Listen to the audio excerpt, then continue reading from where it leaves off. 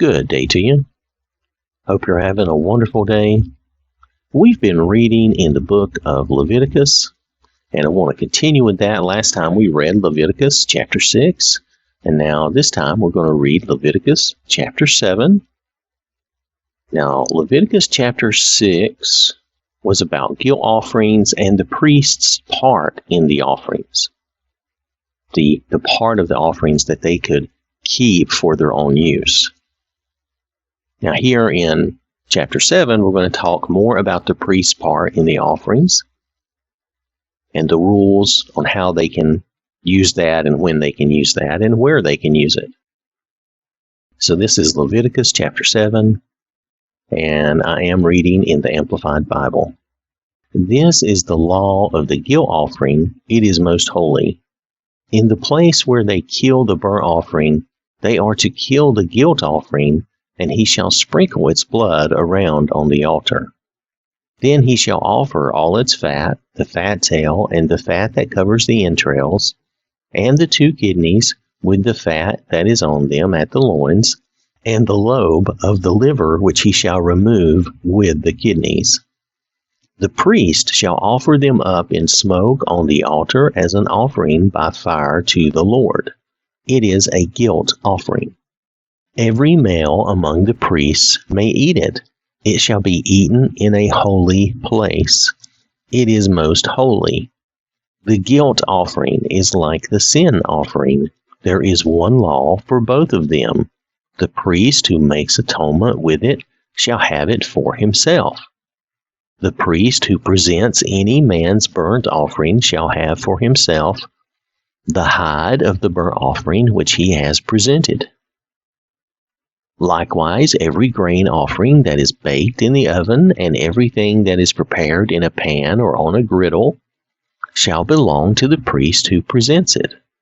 Every grain offering mixed with olive oil or dry, all the sons of Aaron may have, one as well as another. Now this is the law of the sacrifice of peace offerings, which shall be presented to the Lord. If one offers it as a sacrificial meal of thanksgiving, then along with the sacrifice of thanksgiving, he shall offer unleavened cakes mixed with oil, and unleavened wafers spread with oil, and cakes of fine flour mixed with oil. With the sacrifice of his peace offerings for thanksgiving, he shall present his offering with cakes of leavened bread. Of this he shall present 1 cake from each offering as a contribution to the Lord. It shall belong to the priest who sprinkles the blood of the peace offerings. The meat of the sacrifice of thanksgiving, presented as a peace offering, shall be eaten on the day that it is offered. None of it shall be left until morning. But if the sacrifice of his offering is a vow or a free will offering, it shall be eaten on the day that he offers his sacrifice, and on the next day that which remains of it may be eaten. But what is left over after the meat of the sacrifice on the 3rd day shall be completely burned in the fire. If any of the meat of the sacrifice of his peace offerings is ever eaten on the 3rd day, then it will not be accepted, and the one who brought it will not be credited with it. It shall be an abhorred, offensive thing.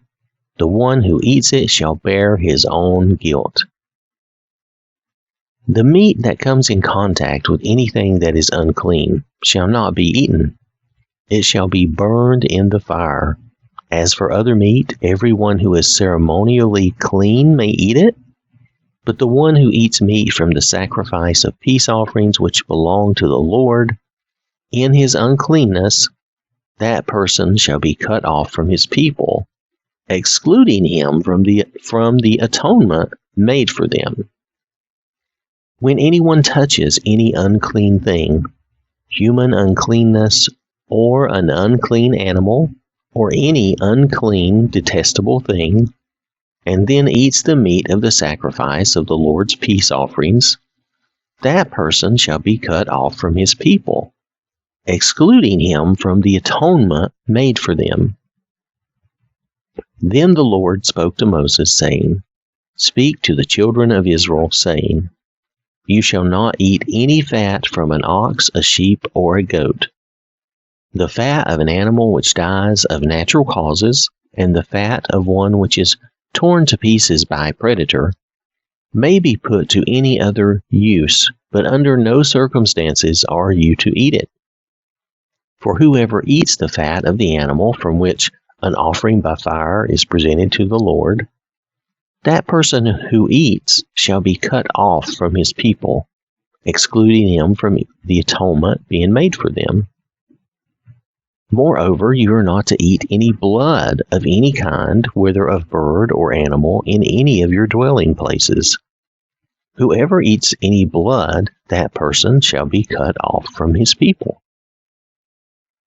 Then the Lord spoke to Moses, saying, Speak to the children of Israel, saying, He who offers the sacrifice of his peace offerings to the Lord shall bring his offering to the Lord from the sacrifice of his peace offerings.